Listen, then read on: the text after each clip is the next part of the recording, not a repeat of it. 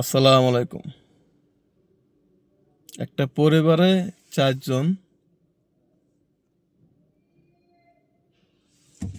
ঝগড়া লাগছে। হুম, জামাই বউ ঝগড়া লাগছে। এখন ETC card is not inserted. বউ গেছে তার বাপের বাড়িতে, জামাই গেছে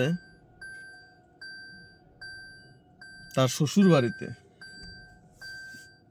মেয়ে গেছে তার নানার বাড়িতে, ছেলে গেছে তার নানার বাড়িতে।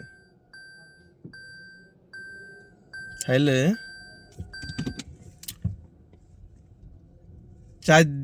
৪ জন ৪ দিকে চলে গেছে।